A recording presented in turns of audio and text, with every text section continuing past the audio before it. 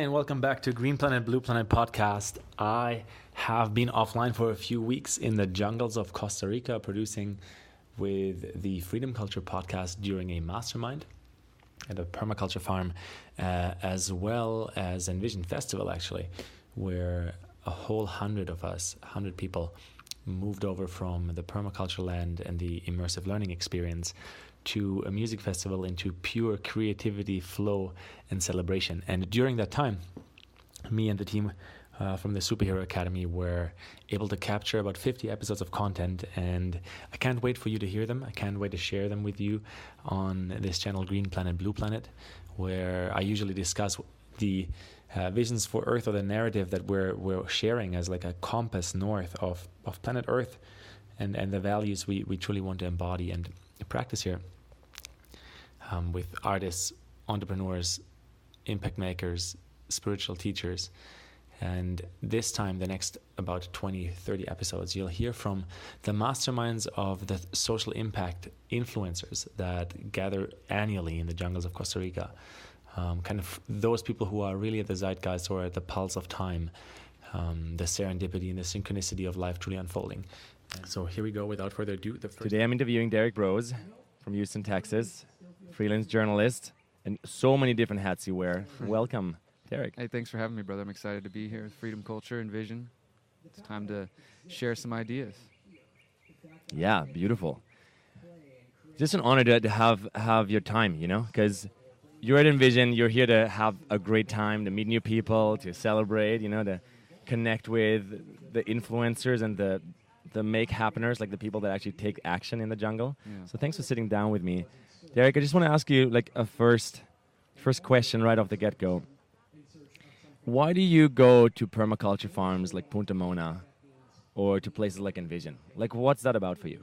Yeah, so for me, these events, Punta Mona, Envision, I mean, it's absolutely about learning, about gaining the skills that I need to live the life that is in line with my values. You know, you kind of mentioned of all the things going on here, I could be celebrating, jamming music, whatever, and that's all good. But honestly, I'm here to learn. I'm here to share the message that I've been working on developing and promoting the last 8 years. And like you said, to connect with people who are also interested in making change, because I get invited to speak at a lot of different events. I've been to different farms and different communities, and there's a lot of beauty there.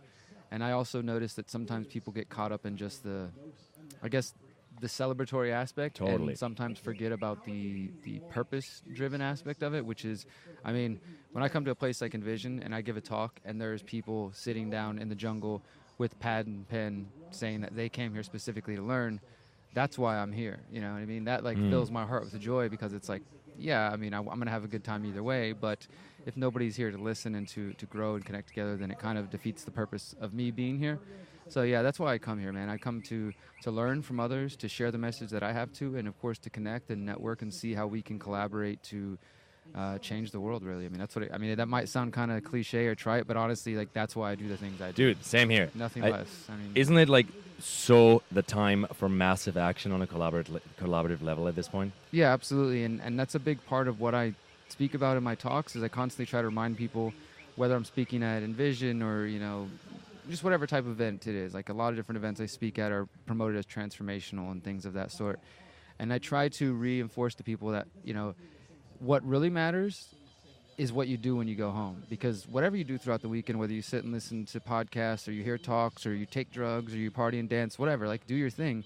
But what really matters is when on Monday and Tuesday, when people start going home and flying home, if they go home to the same old thing, then nothing changes. Boom. You know, but if we actually that, take the ideas and, like, people are like, okay, I'm going home, I got a plan, I'm going to just start taking these steps, I'm going to actually start moving towards my goals, not just dreaming about them, then we're going to collectively actually change things, because there's people from literally all over the world All over the world here. So it's a great opportunity to take that energy back and that momentum and do something with it.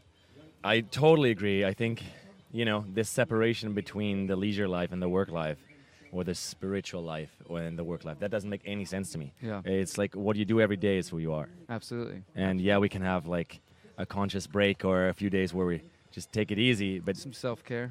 Yeah, self-care, self-love, celebration, get to know some new friends. But what we do on a daily basis is how we show up in this world and when we work together, things are better. Absolutely. You know, a lot of what I promote, my message and my talk this weekend at Envision is about what I call holistic activism. And that is really about trying to distinguish between what people have traditionally seen as activism, which in my view is very reactionary. You know, like there's a action happening over here. Let's go protest it over here. Let's run over this way. It's very reactionary. You're spending your time and energy responding to the powers that be, if you will, right? The various forces, be they corporate, governmental, whatever, as opposed to saying, what can I do in a proactive way to change things, right? And so Holistic activism. Holistic activism or holistic anarchism is what I promote, and those words have meaning. Holistic is really to look at the whole picture, right? So it's not just about what are the corporations up to, what are the governments up to, but how are you treating people in your interpersonal relationships, the type of money you use as well as where you spend it, the type of food you eat as well as the source of that and all that goes into getting it on your plate. All of these different things are important and play a role and changing the world. So yeah, I think that the more people start thinking holistically and start looking at the picture in that way of seeing how can we be proactive, and as you said, it's not just about separating kind of the spiritual from the work. To me, activism and the evolution, the revolution, it's in the day-to-day actions. It's in the conversation that we have, these kinds of things right here. It's not just about going on Instagram or going on stage and promoting a kind of persona or wearing the right costume or making sure you got the right fashion, whatever. Right. But it's about actually living these things. And that's kind of the bulk of what my message focuses on, is really trying to get people to have consistency between their words and their actions. I love that, Derrick. I think this is exactly where I'm at in my life as well, is like closing the value gap between what I talk about and what I do. Certainly been on this for years, but like more and more, and bring more people with me in that sense, or find more people and drop my own agenda to really realize, are we going to the same direction? Because if we do, we better do it together. Yeah. Because there are a lot of forces in this world or this universe that have different agendas that might not be holistic, and I don't believe in a not holistic future. Yeah, absolutely. And I think there's a lot of people doing great work and perhaps focused on very specific areas of the picture, right? And they're doing good things in their genre or whatever, however you want to say it. But ultimately, I do think if we're not thinking holistically, if we're not thinking about the full picture and the full scope of our actions, because again, there are people I know who they know philosophy and what the government's up to in politics like the back of their hand, but perhaps in their diet, they're also contributing to the destruction of their planet. Or in their interpersonal relationships, they treat people like crap. Or maybe they have a really negative self-talk with their own self, So it's all important to take that into consideration. And over the years, I've called that the conscious resistance. That's what my website is, theconsciousresistance.com. My book trilogy is called The Conscious Resistance. But in the last 2 years, I've started to refer to it as holistic activism and just elaborate on what that means exactly, and try to share that message to just, again, help people see if we have big goals, with your goal is to have a sustainable community, a Punta Mona or something, right? If your goal is to get off the grid, your goal is to just live healthier, even as simple as I want to lose 10 pounds by the end of the summer so I can go to the beach and feel good about myself. But then you see in your daily habits, you're not taking any concrete steps, then you will never achieve that. So if you haven't, even done a first search on what is an intentional community or what is permaculture, whatever your goals are, then don't expect to achieve those goals, I love that. Derrick, I want to ask you another question. I know you just recently created a documentary, a movie, and I want to hear kind of how that furthers this message of holistic activism that you're already spreading in the world. So yeah, that's a good question. The interesting thing, so you mentioned in the beginning, I am a journalist in addition to doing public speaking and writing books and trying to come up with philosophical solutions and practical solutions. For me, the role that my journalism plays, I've been involved in freelance journalism in Houston and around the U.S. for the last 6 or 7 years. I didn't go to school for journalism. I just taught myself. I've learned from a lot of really other skilled people, and over the years I've realized that I have a knack for research and for finding information, and I enjoy it. So I typically see my journalistic work, which focuses on surveillance technology, in indigenous struggles, corporate and state corruption, and shining a light on some of those, quote-unquote, darker elements of society. I see that as serving the purpose of helping people see that there are problems. So then when they recognize, holy crap, I didn't know this was going on, I can also present them with my other work and say, here are the solutions. Think about this holistically. What can we do, right? So with that in mind, the documentaries are part of that, to try to expose people to some of these darker things. And in the last 6 months, I've started to focus more on doing mini documentaries, 15 to 20 minutes, but the most recent one ended up turning into a full hour-length documentary. And it's kind of an obscure topic. It's also kind of a dark topic that is not like the most fun thing to share to people, but it's also important. It's called Who Will Find What the Finders Hide. And Who will find what the finders hide? Yeah, and it's, as I said, it's really kind of obscure, but it's also, I think, relevant to a lot of things going on. And again, about, kind of exposing people to some of the, shining the light in the dark corners of our society. Because as you said, some people have different agendas, right? Totally. So you want to give us a short, call to action? Where can Sure. people find that? Yeah. And what's like the short synopsis? Yeah, I'll give you the short rundown of it. Yeah. You can find it at theconsciousresistance.com, which is my website, or our YouTube channel, also The Conscious Resistance. But essentially, the Finders is a cult that was active in the 70s and 80s in the U.S. and in Germany and Australia and perhaps other places. In 1987, two men were arrested with 6 children in Florida, and it became international news. These men were accused of human trafficking, child trafficking. They were accused of a range of things, from Satanism to pedophilia to human trafficking, and there was a potential tie to the CIA, the American intelligence community. And within 6 days, the story went from being mainstream headlines to being gone, and it was essentially just, like I said, was New York Times front page news, and within 6 days they said, oops, we made a mistake, there's nothing to see here. Wow. And that was in 1987. It disappeared for 30 years. But as of 2018, new documentation has been released through Freedom of Information request. Yeah. And last year I started to dig into it, and basically it led me down a really deep rabbit hole where I ended up interviewing former law enforcement officers involved, interviewing former members of the cults, and putting together a very in-depth, kind of more of like a true crime type piece that looks at like who was this organization, who was the people that founded it, and what really happened, basically. And so, like I said, it gets into some really intense areas, but I do think that the work that I've been able to do over the last 8 months on that topic is probably the most up-to-date, complete look at that. And the reason I think it's relevant in 2019, now, tell us. 31 years later, is because some of those people are still in power, the people that kind of covered up this crime. And some of the people that were involved in that cult are also still around. So in my view, if there, like any issue, if there was enough noise, there could be a chance for actually holding people accountable. Because, not to spoil the documentary, but it definitely does. I found pretty clear evidence of a cover-up.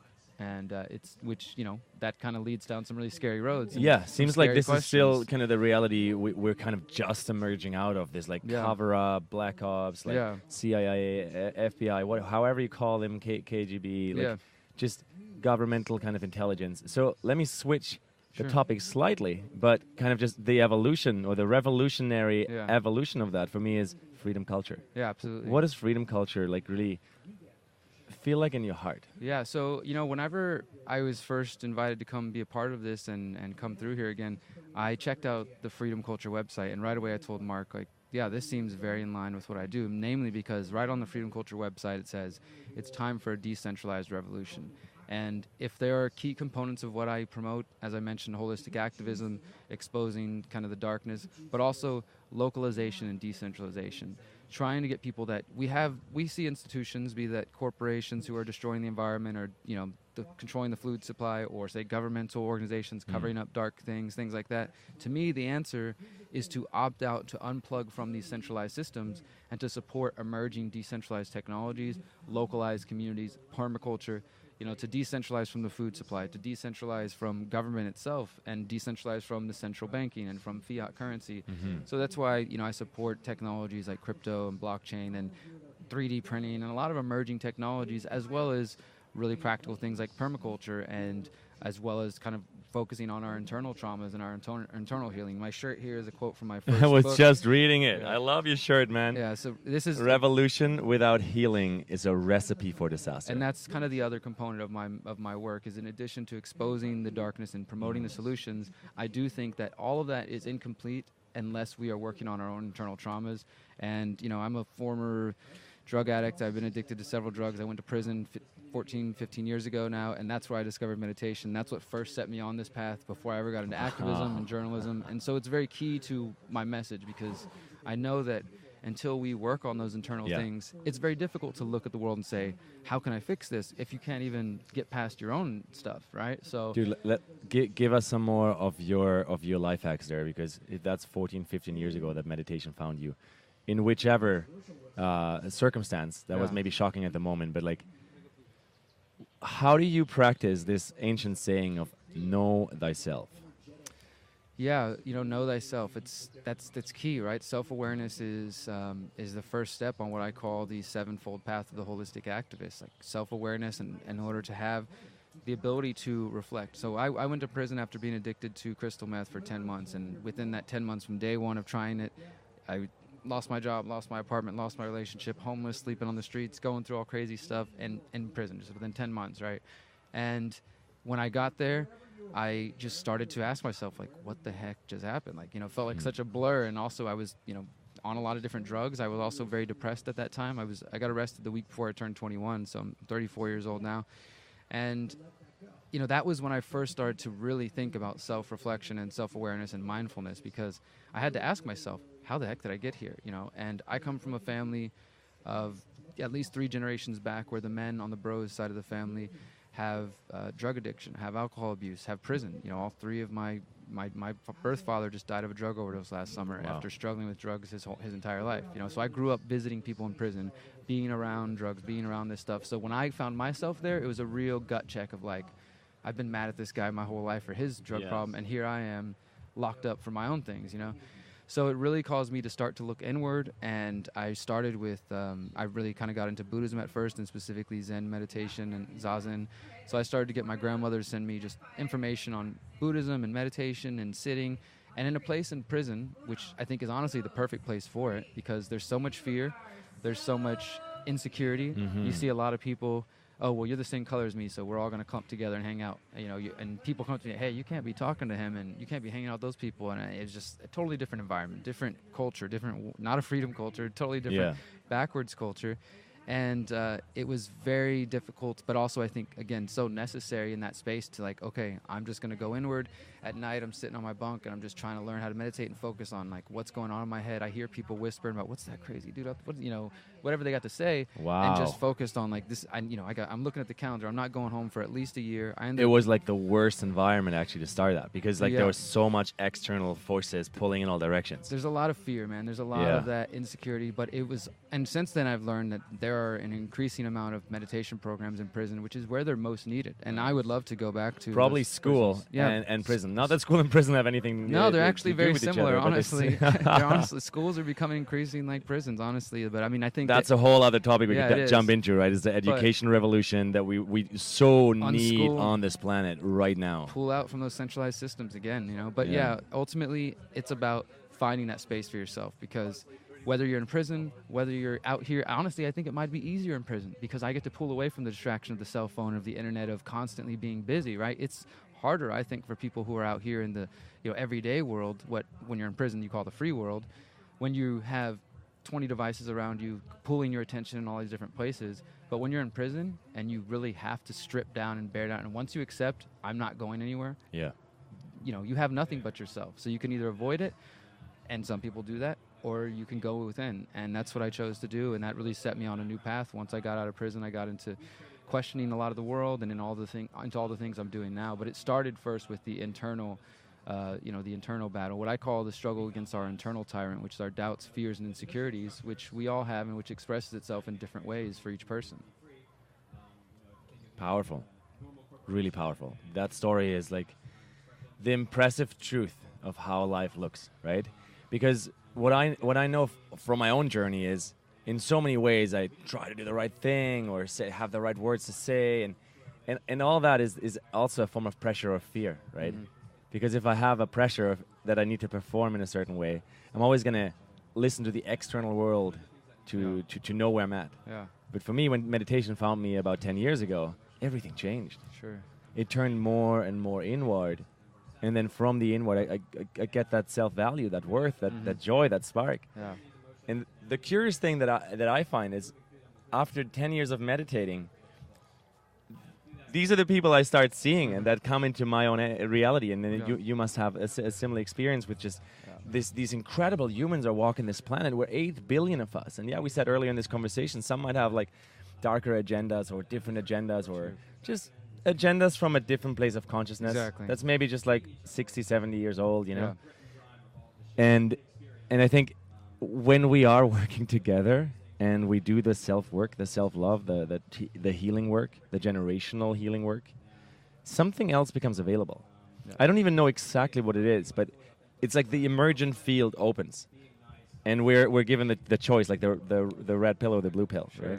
Yeah, absolutely. And I think you're right about that as far as just, I try not to think of things in terms of like, we're the good guys and these are the evil kind of corrupt people, as opposed to like what Buddhism taught me is just like to see things like as in their nature, as they are, right? And so for one reason or another, there are people who were manifested in this world to do things that when we look at, we say, I don't like that, that's bad. But that's also the inspiration that calls us to do good things, So without them, without they doing these other things, we wouldn't be here doing the things that we're trying to do. You know what I mean? So I totally know what you mean. It's part of who we are at this point in time, I guess. I mean, we don't know really how the future is going to look, how evolution is going to shift that balance from polarity, or maybe change the lower vibing end of pain and trauma into just a little less of it. But yeah, it's currently real. And if it's real in the now, then fighting it is, I believe, is not the right way forward. So that's why I personally love your choice of wording, like holistic activism. Activism is fucking sacred. Yeah. But activism and resistance just against doesn't really see that we're all one, connected, and ultimately are looking for a solution together. Yeah, absolutely. I like to, bring it to people's attention that imagine you've got the whatever, the worst bad guy you can think in the planet, like say Rockefellers, Rothschilds, Monsanto, whatever kind of, people as activists often, they kind of idealize this person that they see as like, it's like the Monopoly man, this just like evil, or like Steven talks about Montgomery Burns from The Simpsons, like just that really bad guy. And imagine you have them right in front of you, right? And we've seen this like realistically, like for example, in Libya and Iraq, when the leaders of those countries are disposed, and really horrible things has happened to them, where the people get them in their hands and they literally rip them to shreds, and they do horrible things to them. And I feel like that is going to be a very key moment. So imagine you've got this person that is responsible for all kinds of horrible things, and we finally got them here. It's like, what do we do in that moment? Do we turn into those same monsters and kill them, or do we hold them accountable and let them, face like, this is what you're responsible for. These are the things, and give them an opportunity for maybe even their own self-forgiveness, for maybe their own healing, because I feel like that's where the power really is. If we don't transmute that and turn it into something, the reason I talk about this is because revolution, it talks about revolving. That's the key word, revolving, going in circles. And so when we choose that same thing, we are going to continue to go in that circle. Yeah, and the question really becomes, is it a revolution or is it an evolution, which is part of the revolution, right? Absolutely. Even in the word. And then the circle turns into the spiral, and in the spiral there's a movement kind of almost like upwards. Yeah, exactly. I'm making like air marks here, quotation marks.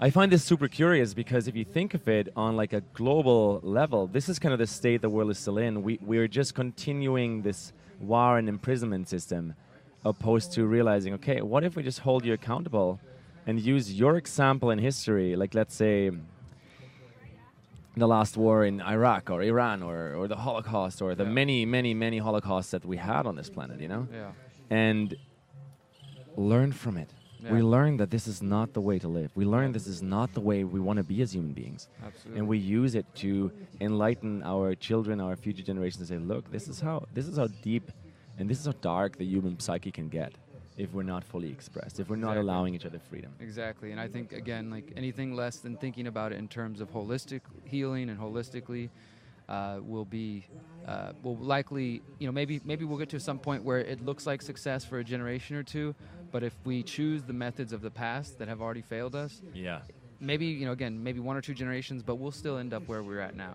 We have to evolve past where we're at and the things we've been shown. And I think that's the beauty. That's why I do take hope with conversations like this and working with so many amazing people, literally from around the world. And like, I've had people ask me that, how do you do all the things you do and not get that just brought down? It's like, well, I'm connected to so many people just in the last month, met people from India, Australia, just all over who are going home with their excitement to do things in their communities. And that gives me hope and passion to know that, for one, I'm not alone, and you're not alone. Everybody should remember they're not alone. You're definitely not alone. That's where I draw inspiration from, is just knowing that there's so many powerful people, and that we have the knowledge of all the great people of the past, and we have technology that's never existed before. And when used in a good way, a sacred, heart-centered way, we can do some amazing things. So that's where I take my inspiration from, and I just want to encourage more people to think about the issues holistically. When you see a problem, don't just point your finger that way, but point your finger back to yourself and say, how am I contributing to this, and what can I do to remove my support from that system? If you see something you don't like, don't just protest and react to it, but see how you can actively remove and support something new, something better.